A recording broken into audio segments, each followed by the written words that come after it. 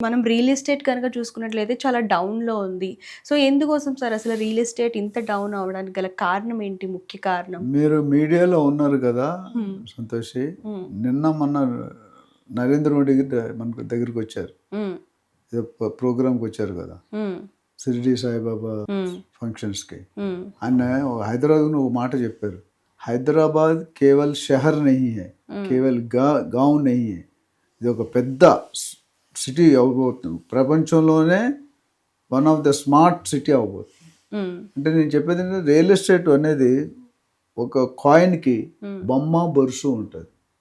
బొమ్మ బొరుసు అంటే tiles are heads. హ్మ్. అదే రియల్ ఎస్టేట్ కూడా రెండు సెగ్మెంట్స్ ఉంటాయి. రెండు కాయిన్ రెండు సైడ్. ఒక సైడ్ ఏంటంటే సెల్లర్స్ మార్కెట్, హ్మ్. ఒక సైడ్ ఏంటంటే బయర్స్ మార్కెట్. ఓకే. గత ప్రభుత్వంలో ఉన్నప్పుడు సెల్లర్ మార్కెట్, ఇప్పుడు బయర్స్ మార్కెట్. రియల్ ఎస్టేట్ అనేది two sides of the coin అండి. ఒక సైడ్లో బయర్స్ మార్కెట్ ఉంటుంది, ఒక సైడ్లో సెల్లర్స్ మార్కెట్ ఉంటుంది.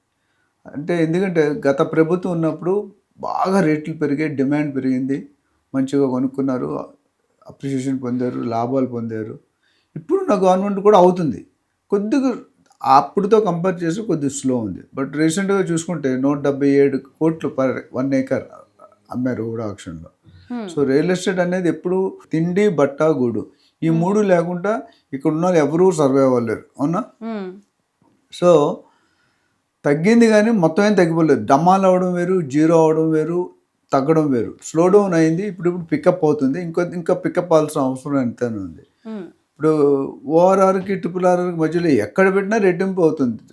ల్యాండ్ రేట్లు ఎక్కడా తక్కువ లేవు. ఎందుకంటే ఎవ్రీడే పెరుగుతుంది, కానీ గత 4-5 సంవత్సరాలు చూసుకుంటే డబుల్ అవుతుంది. మీరు ₹1 కోటి పెట్టి ఒక ప్లాట్ కొనుక్కుంటే 4 to 5 yearsలో డబుల్ అవుతుంది. ఓకే. కొన్ని ఏట్లో ట్రిపుల్ అవుతుంది. సో తగ్గడం అనేది లేదు. మొత్తం entire world is looking Hyderabad as a global real estate destiny.